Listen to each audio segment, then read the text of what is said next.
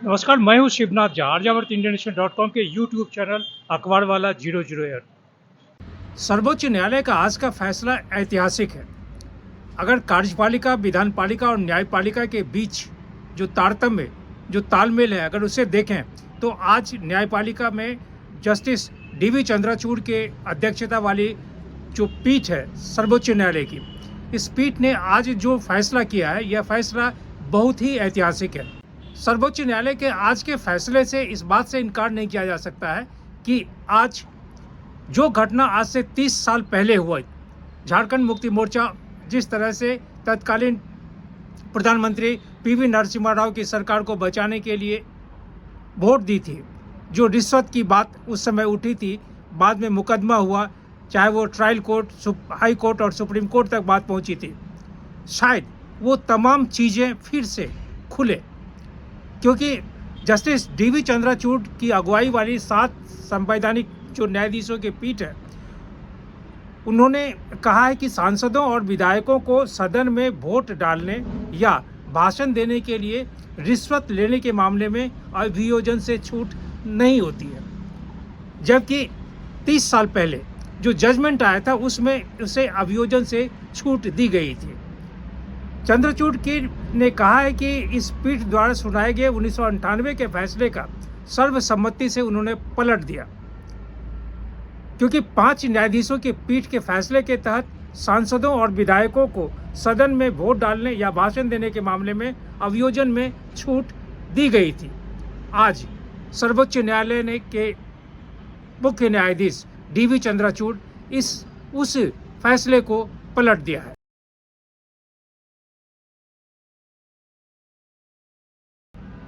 आज सर्वोच्च न्यायालय के मुख्य न्यायाधीश डीवी चंद्रचूड़ साहब जब यह फैसला सुना रहे थे, तो फैसले सुनाने के क्रम में उन्होंने कहा कि रिश्वतखोरी के मामले में संसदीय विशेषाधिकारों के तहत संरक्षण प्राप्त नहीं है और 1998 के फैसले भी की जो व्याख्या हो संविधान के अनुच्छेद 105 और 194 के विपरीत है।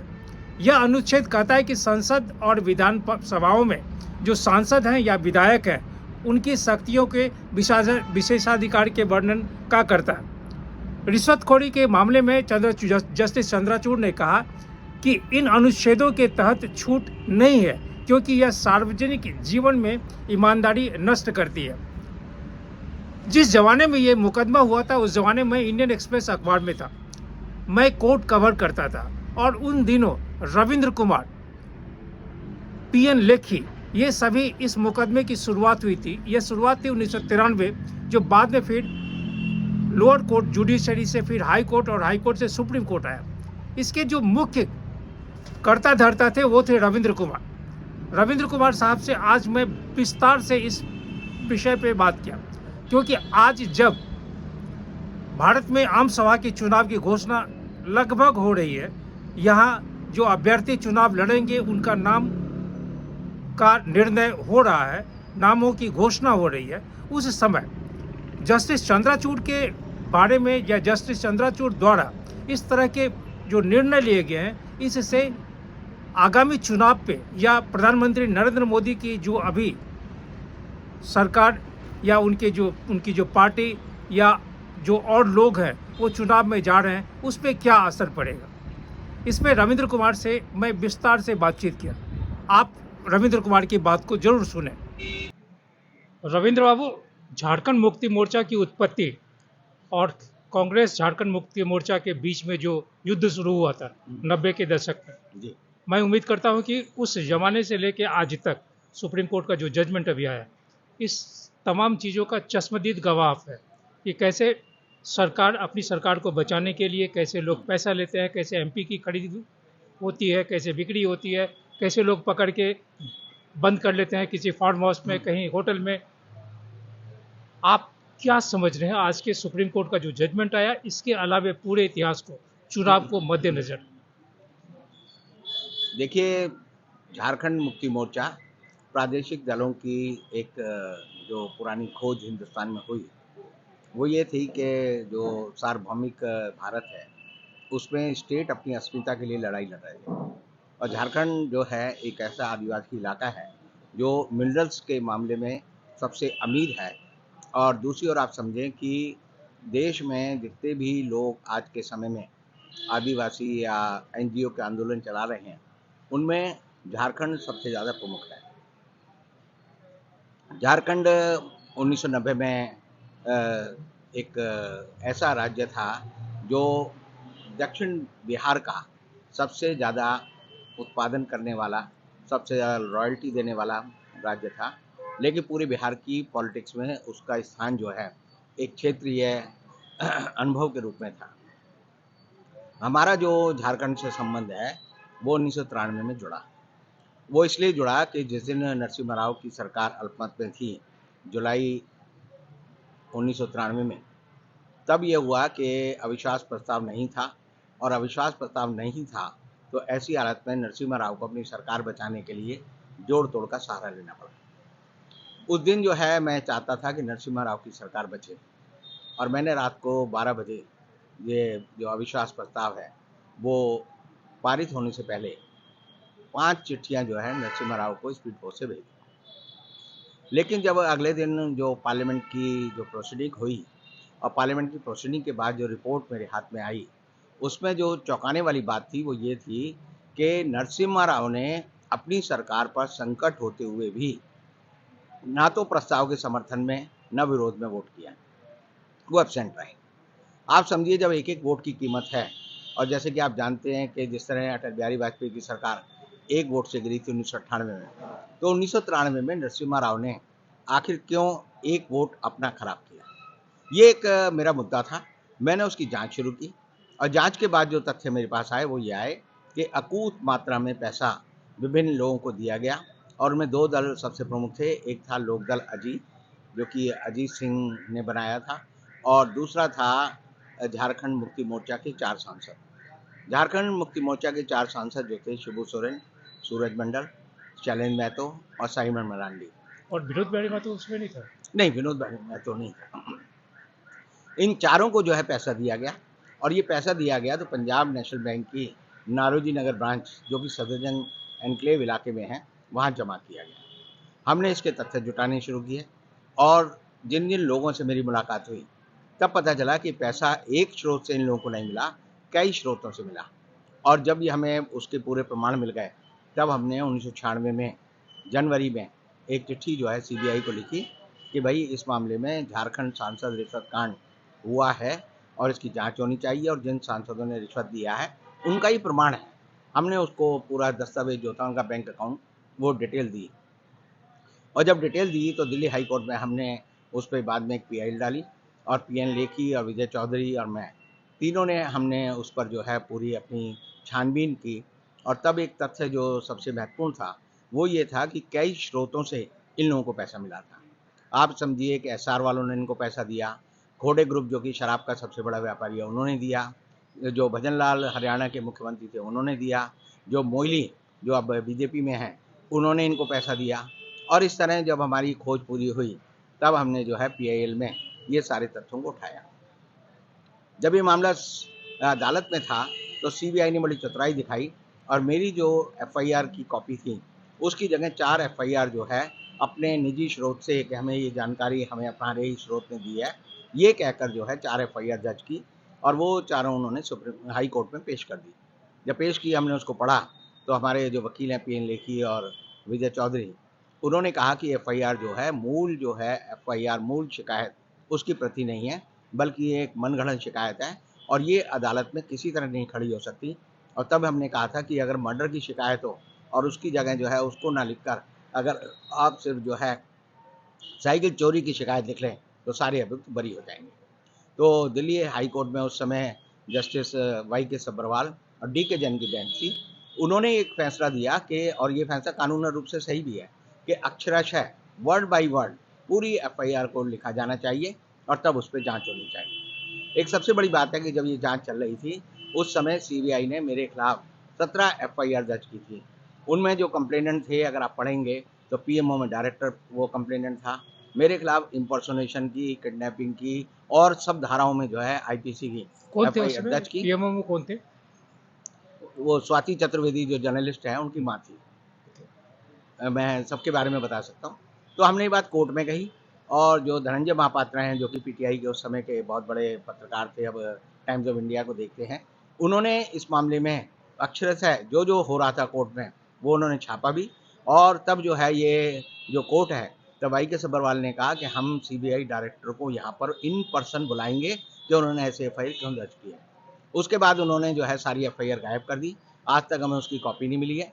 वो सिर्फ एक इतिहास का विषय इसलिए है क्योंकि धनंजय महापात्र ने जब वाई के सब्बरवाल की मृत्यु हुई तब उनकी जो ऑबिचुरी लिखी उसमें इस घटना को दोबारा नरेट किया और वो एक ऐतिहासिक प्रमाण बन गई।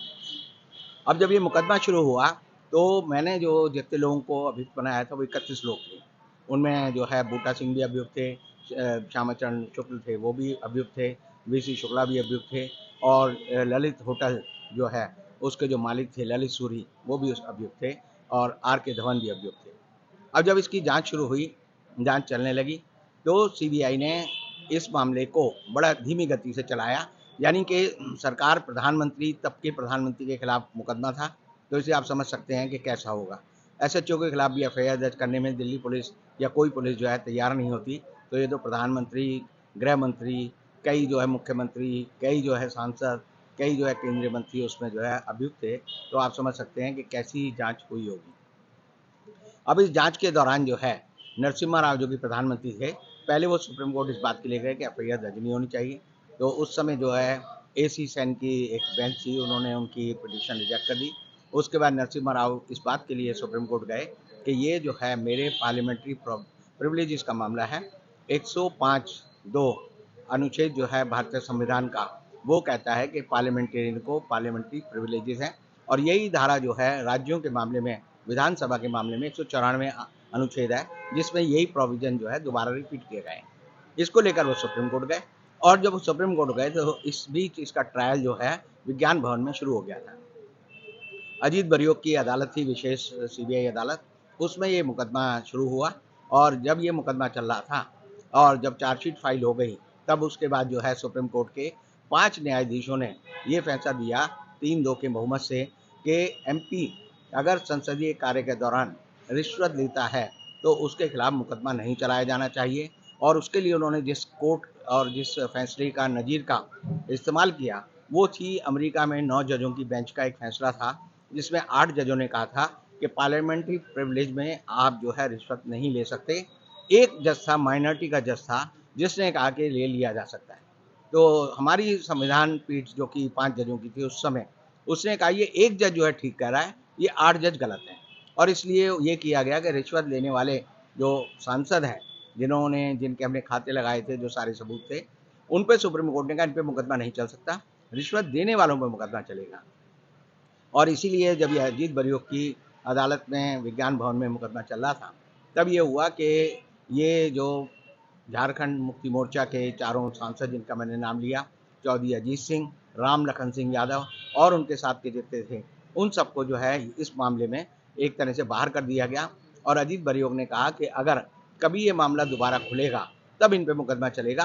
अभी इनको सुप्रीम कोर्ट की 5 जजों की बेंच ने पूरी तरह से एक इम्यूनिटी दे दिया है और इन पे मुकदमा नहीं चलेगा।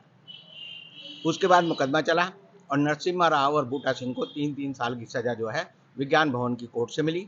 अगर उस समय जस्टिस अजीत बरियोक एक दिन का भी समय बढ़ा देते, कर देते कि 3 साल 2 महीने की चलेगी, 3 महीने 5 साल की, एक दिन भी बढ़ा देते तो नरसिम्हा राव को तिहाड़ जेल जाना पड़ता, बूटा सिंह को जाना पड़ता। अब जो दबाव उन पर रहा होगा वो मैं नहीं कह सकता। उसके बाद ये मामला हाई कोर्ट गया, हाई कोर्ट में हमने पिटीशन डाली और हाई कोर्ट में इसी बात पर उनको जो है ये बरी किया गया कि सुप्रीम कोर्ट में ये जो फैसला था उसका एक तो उन्हें फ़ायदा मिला और दूसरा जो उस समय आर एस सोढ़ी जो हाई कोर्ट में जज थे, उन्होंने एक ढुलमुल सा फैसला दिया और ये कहा कि भाई ये पूरे फैक्ट्स जो है पूरी तरह से सिद्ध नहीं होते, इसलिए हम इन्हें बरी कर रहे हैं। उसके बाद ये मामला जो है संविधान पीठ में दोबारा आया और दोबारा पीठ में जो आया वो सीता सोरेन के मामले में दोबारा आया। सीता सोरेन जो है वो शिबू सोरेन के बेटे की बहू है, उन पे भी जो है इसी तरह का जो एमपी के इलेक्शन जो है अभी यूपी में हो रहे हैं और जगह हुए, वहाँ पर जो है पैसे लेकर वोट न देने का मामला था। तब उन्होंने कहा मुझे भी इम्यूनिटी है क्योंकि ये संसदीय कार्य का हिस्सा है। तब हमारे जो प्रधान न्यायाधीश हैं DY चंद्रचूड़, उन्होंने कहा हम इसकी कॉन्स्टिट्यूशनल बेंच बनाकर दोबारा सुनवाई करेंगे क्योंकि ये बात जो है गले नहीं उतरती।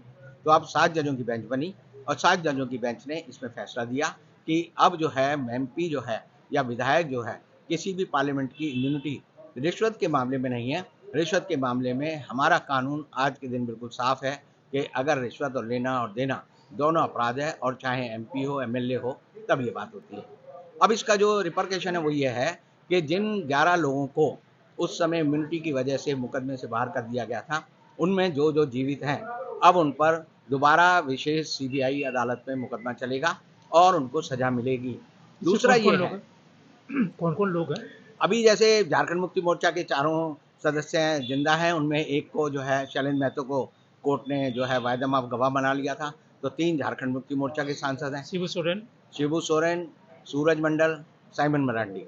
और जो 7 अजीत सिंह वाले हैं तो अजीत सिंह की भी डेथ हो गई, राम लखन सिंह यादव की भी डेथ हो गई।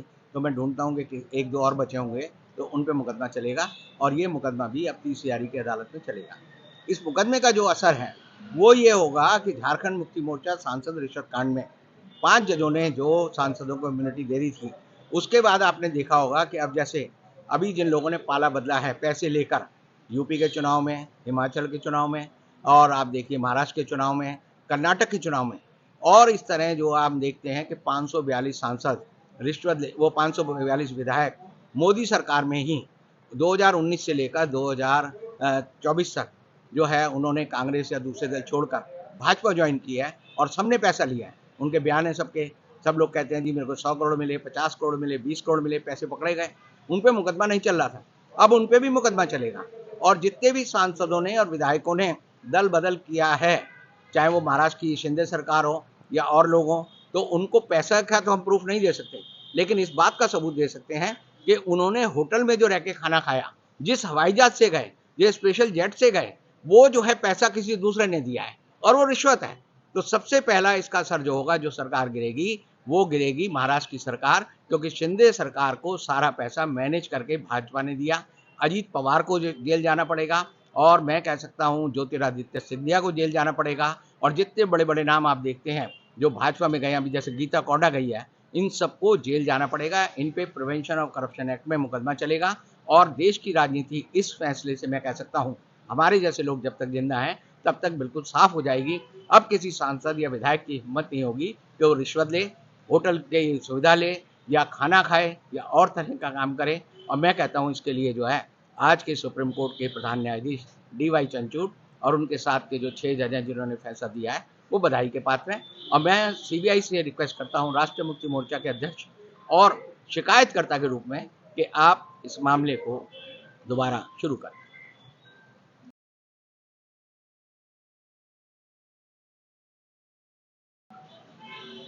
जस्टिस चंद्रचूड़ का जो आज का फैसला है, इस फैसला से आप क्या समझते हैं कि 2024 का जो लोकसभा चुनाव, उसमें क्या प्रभाव पड़ेगा?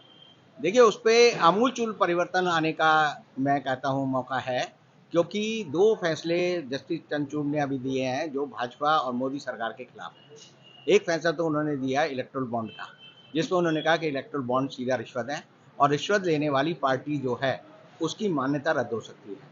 ये प्रिवेंशन ऑफ करप्शन एक्ट कहता है। और प्रिवेंशन ऑफ करप्शन एक्ट कहता है कि अगर क्विड प्रो क्रो होता है कि आपने बदले का बदला किया है, तो आप समझिए 6 तारीख को जो है SBI को, इलेक्शन कमीशन को सारे दानदाताओं की सूची देनी है जिन्होंने इलेक्टोरल बॉन्ड में विभिन्न पार्टियों को पैसा दिया है, और 13 तारीख को उसे इलेक्शन कमीशन को जारी करना है। दूसरा जो आज का फैसला है, जैसा कि मैंने कहा, जिन भी विधायकों ने, सांसदों ने दल बदले हैं, उनके ऊपर जो है प्रिवेंशन ऑफ करप्शन एक्ट का केस चलेगा। उनकी इम्यूनिटी खत्म हो गई है और मेरा मानना है कि मैं जो है जल्दी ही इन 542 MLA और सांसदों के खिलाफ जो है एक शिकायत CBI को भेजूंगा और CBI को कहूँगा कि ये झारखंड मुक्ति मोर्चा का जो 1996 का हमारा मुकदमा है, उसके साथ इसे क्लब किया जाए और उसके साथ इन सब के खिलाफ जो है दिल्ली में मुकदमा चलाया जाए, ताकि ये लोग जो है चुनाव लड़ने से पहले जेल जाएं और जनता को भी पता चल जाएगा कि हमारे जो सांसद हैं, जिस सांसद ने भी, जिस विधायक ने भी दल बदला है, उसने पैसे लिए हैं, वो जेल जाएगा। और जनता को चाहिए कि उसको वोट ना दे, क्योंकि अगर वो वोट देंगे तो वो सीट खाली हो जाएगी, और सीट खाली हो जाएगी तो फिर वहाँ उपचुनाव होगा। तो उससे बचने के लिए देश की जनता को एक ही संदेश है DY चंद्रचूड़ का, रविंद्र कुमार का नहीं, DY चंद्रचूड़ का संदेश है कि जो दल बदल करते हैं, चाहे कोई सुविधा लेकर, कोई पद लेकर, कोई स्थान लेकर, वो सब जो है अब अयोग्य होंगे। और मैं चुनाव आयोग को चिट्ठी लिखूंगा कि इन सब लोगों ने, जिन लोगों ने भी इस तरह के दल बदले हैं, उनकी अयोग्यता को ध्यान करते हुए ऑफिस ऑफ प्रॉफिट में उनके खिलाफ जो है मुकदमा दर्ज किया है। जब रविंद्र कुमार से पूछा कि क्या ये पुराने 3 दशक पुराने मुकदमे के जो फाइल है जो आप धूल फांक रहे हैं, क्या सीबीआई या जो अन्य जांच की एजेंसी हैं उस फाइल को खोल देगी, तो उनका कहना है कि यह हो सकता है, क्योंकि यह जो पीठ है, यह पीठ 9 बेंच संवैधानिक पीठ ने जो निर्णय लिया है, इस निर्णय से समूचे निर्णय का जो पहले में दिए गए हैं उस निर्णय को नस्तो नाबूद हो गया, उस निर्णय पे अब कोई मतलब नहीं रहा। इसलिए वो सीबीआई को और जो अन्य एजेंसी हैं उन्हें पत्र लिखकर इस तमाम मुकदमे को खोलने का, पुनः खोलने का, और जो अपराधी हैं जो जीवित हैं, क्योंकि बहुत सारे अपराधी जो इस मुकदमे से में लिप्त थे वो सभी लोग, बहुत सारे लोग की मृत्यु हो गई है, लेकिन आज भी शिबू सोरेन जीवित हैं, झारखंड मुक्ति मोर्चा के कर्ता धर्ता, आज भी सूरज मंडल जीवित हैं, और इसके अलावे और जो लोग हैं, अजीत सिंह अब नहीं है, लेकिन जो लोग जीवित हैं उनके बारे में यह मुकदमा खुले और वास्तविक तौर पे फिर से न्याय हो। रविंद्र बाबू, एक सबसे महत्वपूर्ण बात यह है कि जब अयोध्या वाला मामला था और उसमें सुप्रीम कोर्ट के जितने भी, माफ़ करिएगा मैं नहीं जानता हूँ कि इसका कंटेम्प्ट ऑफ कोर्ट है या नहीं है, मैं नहीं जानता हूँ, लेकिन सवाल ये है कि उसमें फैसला देने वाले जितने भी जज थे उनके रिटायरमेंट के बाद जैसे जैसे वो रिटायर्ड होते गए, वो भारत सरकार में या विभिन्न राज्यों में कोई गवर्नर बने, कोई अच्छे अच्छे पदों पे पदस्थापित हुए। क्या ये उनका एक रिवार्ड था? बिल्कुल। और आज का जो जजमेंट है इसमें न्यायमूर्ति चंद्रचूड़, अगर इस जजमेंट से मोदी जी को हानि हो रही तो क्या चंद्रचूड़ साहब का भविष्य कोई राजनीतिकरण इसमें होने की संभावना है? देखिए, जो बाबरी मस्जिद राम जन्मभूमि का मुकदमा है और उसका जो फैसला आया, मैं पहले दिन से मानता हूँ वो एक बेईमानी का फैसला था। सुप्रीम कोर्ट अक्सर बेईमानी के फैसले देती है। जैसे कि आप देखें कि उन्होंने एक फैसला दिया, अब्दुल नज़ीर ने दिया कि नोटबंदी का फैसला सही था, और नोटबंदी का फैसला देने वाले अब्दुल नज़ीर जो है, राम जन्मभूमि बाबरी मस्जिद में भी एक जज थे, और फैसला वो इतना गलत था कि वो कहते हैं कि वहाँ पर जो है बाबरी मस्जिद में मूर्तियाँ रखी गई। बाबरी मस्जिद को में मूर्ति रखने से पहले वहाँ कोई मंदिर नहीं था। तीसरा, वो कहते हैं कि बाबरी मस्जिद को गिराना आपराधिक कृत्य है, लेकिन हम जन भावनाओं को ध्यान में रखते हुए ये तय करते हैं कि वहाँ मंदिर बनना चाहिए। इससे घटिया, इससे बेईमानी वाला फैसला सुप्रीम कोर्ट का हिंदुस्तान के इतिहास में कोई नहीं हो सकता, ये मैं मानता हूँ। और इसीलिए अब्दुल नज़ीर तो डबल पापी हैं, राम जन्मभूमि वाले मामले में भी और नोटबंदी वाले मामले में भी उन्होंने गलत फैसले दिए, और तुरंत वो क्या हुआ, तुरंत उनको कहा कि तुम जो है गवर्नर बन जाओ। इसी तरह आप दूसरे जजों के बारे में देखते हैं कि बोमई साहब जो थे, उनको कहा, गोगोई साहब, उनको कहा कि तुम जो है राज्यसभा में सांसद बन जाओ। अभी जिस व्यक्ति ने काशी विश्वनाथ वाले मामले में फैसला दिया, उसको कहा कि तुम लोकपाल बन जाओ यूनिवर्सिटी के। तो एक तरह से सरकार न्याय होते ही नहीं देखती, बल्कि वो न्याय की हत्या करते हुए नजर आती है, और जज उसमें शामिल हैं, जिसको हम कहते हैं पोस्ट रिटायरमेंट जो है किसी आदमी का सिलेक्शन करना भी, उसको एक आप एक उम्मीद जगाते हैं कि तू हमारे फेवर में फैसला देगा, तो निष्पक्ष फैसला मत दे, हमारे फेवर में फैसला दे, ताकि हम तेरा भविष्य सुरक्षित कर सकें। तो ये एक बेईमानी का फैसला है। लेकिन डी वाई चंद्रचूड़ के बारे में उनके बहुत सारे फैसले मैं बता सकता हूँ जो कि सरकार की मिली भगत से उन्होंने दिए। राम जन्मभूमि में भी वो जज थे, लेकिन उनमें परिवर्तन क्यों आया, उसकी एक बड़ी घटना है जो जनता को नहीं पता। वो अभी कोलंबिया यूनिवर्सिटी गए थे अमेरिका में, और जब वो कोलंबिया यूनिवर्सिटी गए तो वहाँ पर एक राम मनोहर, जो हमारे डॉक्टर भीमराव अम्बेडकर हैं, उनकी पीठ स्थापित हुई है, सीट जिसे बोलते हैं। और वहाँ जाकर उन्होंने देखा कि उनका बड़ा सम्मान है, 4000 बच्चों ने उनका सम्मान किया खड़े होके, और डॉक्टर भीमराव अम्बेडकर की वहाँ एक प्रतिमा लगाई गई, जिसका उद्घाटन जो है डी वाई चंद्रचूड़ ने किया। चंद्रचूड़ डॉक्टर भीमराव अम्बेडकर की मेधा, उनकी प्रतिभा और उनकी निष्पक्षता से इतने प्रभावित हुए कि उन्होंने तभी तय किया कि सुप्रीम कोर्ट में भी डॉक्टर भीमराव अम्बेडकर की प्रतिमा लगेगी, और वो लगी। उसके लगने के बाद जो है भीमराव अम्बेडकर को जब उन्होंने जाना उनका कितना सम्मान है, तब हमारे डी वाई चंद्रचूड़ जो है वास्तव में न्यायाधीश बने हैं। तब उन्होंने फैसला दिया है, जो इलेक्टोरल बॉन्ड का फैसला है, जो ये आज का फैसला है, अब डीवाई चंद्रचूड़ वो डीवाई चंद्रचूड़ नहीं है जो कोलंबिया जाने से पहले थे। अब वो बदल गए हैं। पहले वो ढुलमुल थे, डरपोक थे। मैं कहूँगा कि वो भारत के जिस नागरिकों की जो मूलभूत कमजोरियां वो उनके अंदर थी, लेकिन अब वो प्रतिरूप बन गए हैं डॉक्टर भीमराव अंबेडकर का। और अब वो जितने भी फैसले देंगे वो देश की जनता और देश के संविधान को ध्यान में रखकर देंगे।